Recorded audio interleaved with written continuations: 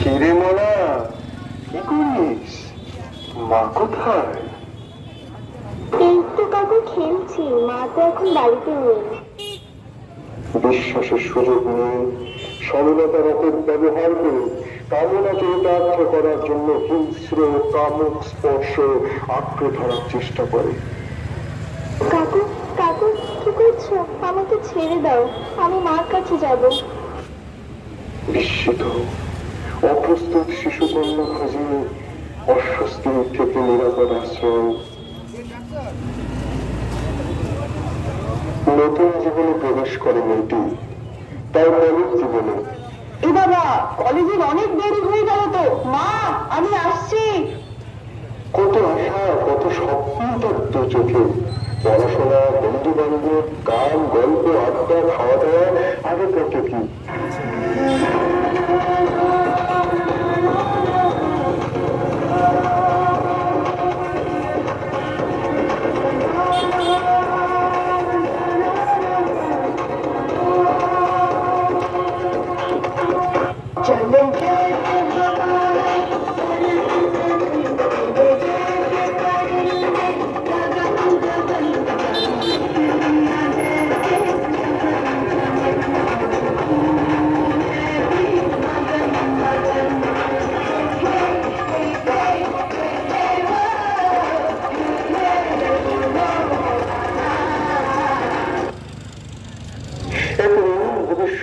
হাতছানিতে ডাকতে, কিন্তু সেই রঙিন স্বপ্নকে ধূসর করে দেওয়ার জন্য এগিয়ে আসে সহপাঠিনীকে মানুষ না ভেবে তাকে কেবল শরীর ভাবা ছেলের দল। আরে দেখছিস না তোকে হেব্বি লাইনি, এই দেখো দু কথা কামের চোখে সরিয়ে নেয় রোন্দা। জঘন্য নির্লজ্জতা মেয়েটির মুখকে শেকলে বাঁধে।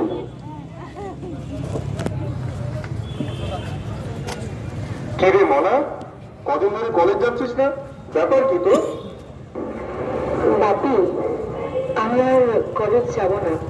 আমার না কলেজ যেতে একদম ভালো লাগছে না। কি যাবি না মানে? তোকে যেতেই হবে। ওই শুনলার ব্যাপারে মেয়েটার ছোট কাপড় পরে গেলে তো হবে। বাজে বাজে, মেয়েটা কি আদৌ ভালো? না না না, আমরা তো জানিস না, সারা ঝেড়ে বেড়ায়। প্রথমে সহপাঠী, তারপর ঘরের লোক, আত্মীয় স্বজন হয়ে এবার প্রতিবেশী। আস্তে আস্তে মেয়েটির চারপাশটা আরো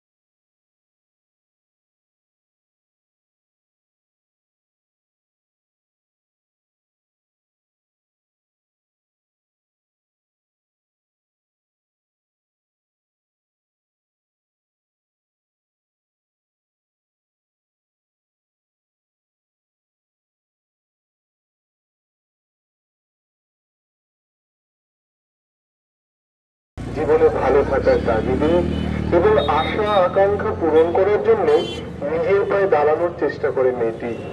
কর্মক্ষেত্রে যোগদান করে নিজের যোগ্যতায় স্বাবলম্বী হয়ে ওঠে। কি রে দিয়া, কাজ হলো? কখন বাড়ি যাবি? না রে, দেখ না, বস প্রচুর কাজ দিয়েছে, আর ভালো লাগে না রে।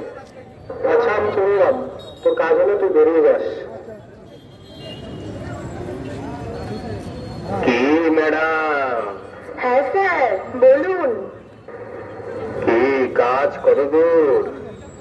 খুব চাপ তাই না? তুমি চাইলে আমি চাপটা কমিয়ে দিতে পারি। প্রমোশন লাগবে না? কাজের শেষে একটু আসো আমার কেবিনে, কথা আছে।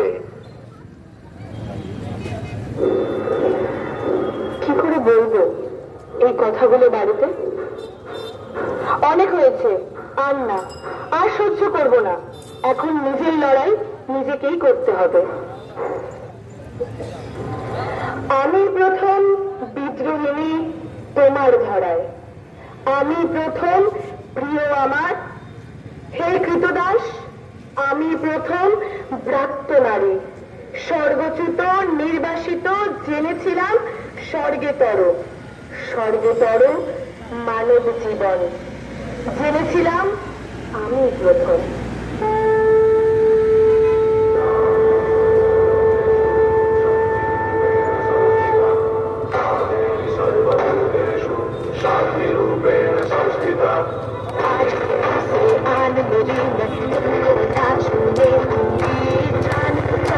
चलनी कर दो